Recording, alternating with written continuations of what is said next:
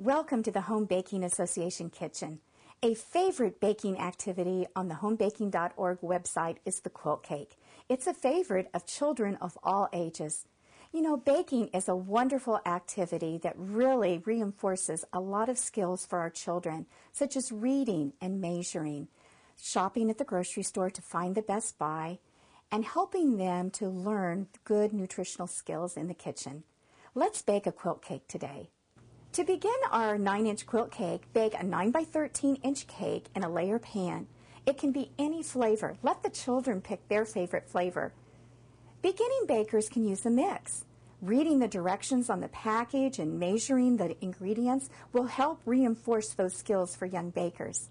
More experienced bakers may like to select their own recipe. We have a lot of great ideas on homebaking.org for them to choose from.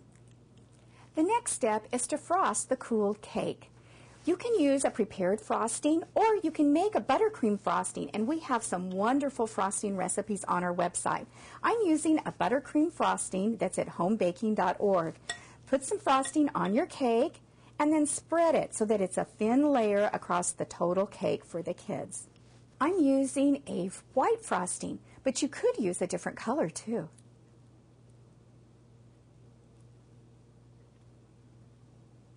After the cake is frosted, it's time to make the squares for our quilt patch cake. You know, it'd be a great idea to show kids a quilt so that they can see the blocks and how in the early days that we made quilts and what we did to fill each of the squares. It'll be fun for them to see that and give them ideas. But what we're going to do, in an easy way to do this, is to take a ruler and put it on the cake, just on the edge of it, and let the kids see, okay, this is a 9-inch pan, so this is using our math skills, and we want to make it into 9. So let's go 3. I have a longer pick here that works really good to just lay it across there. Now we're going to measure and go the other direction. By using our wooden pick, it's easy for them to follow and know where they're going to make their squares. Now it's time for the fun.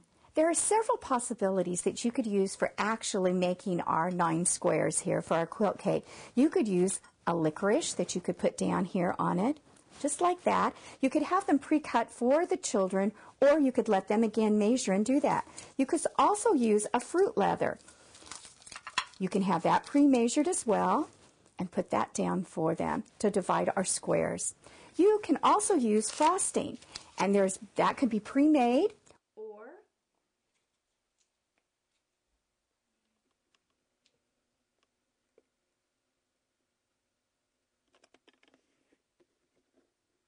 we've showed you all 3 choices that you can make and combine them in our cake here, which makes it look really festive and ones that kids might want to do. But you could pick one of the options and provide that for the kids. Also, I wanted to remind you that you can make your own buttercream frosting, put it in a plastic bag, seal it really well, and snip the end off of it. And the kids can use that as a decorator bag to make their frosting. Now it's time to decorate our cake. I'm going to show you how to make colored sugar. On the homebaking.org website, it's called Rainbow Dust. It is so fun. We have a color palette so kids can pick the colors that they want to make. Put a half a cup of sugar into a storage bag, and then let them pick from the chart on our website the color they want to make. I'm going to make a purple colored sugar, which takes 3 drops of food coloring and 2 drops of blue. Seal the bag well, and then let them have fun mixing that. It'll take a few minutes, but the colors will all blend. If you're working in groups, each child could make a different color. Then they could share to decorate their cake. Mix it with their fingers, just like that. And by sealing the bag well, they won't get anything on their hands. Then, here's one that I've already done. You have our purple sugar.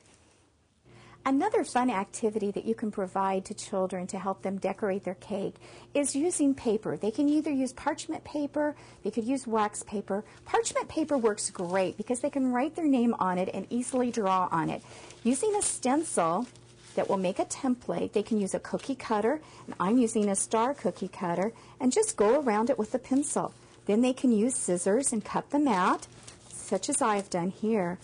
They can make a square, then cut it in half to make a triangle.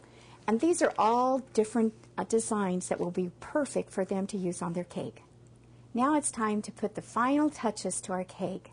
Let the kids pick from an assortment of candies, dried fruits, nuts that they can use to decorate. But don't forget that colored sugar that we made earlier. What I'm going to do with one of the templates, and this happens to be a diagonal, so we have a triangle there that we'll put there and cover up half of it, and then our purple sugar that we made, I'm just going to put that on this side.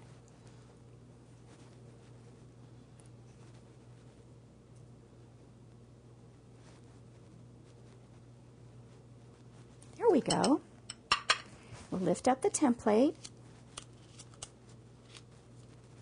and see that we have half of our square covered. The other squares you can use the candies and nuts that they can pick from and let them decorate all 9 squares in their quilt cake. Here's our finished cake. Doesn't it look great? Your kids will love and be so proud of the cake that they made. You know, if you're doing this for a community service group and have a lot of kids baking together, do it in a 2-day activity. Bake the cake one day in a foil baking pan, and the second day, decorate the cake that they can take home. This is also a great idea for community service baking. Let them bake the cake and then take it to someone and give as a thank you or for a community service project. For more ideas on community service baking, for more recipes and ideas to work with children, visit homebaking.org.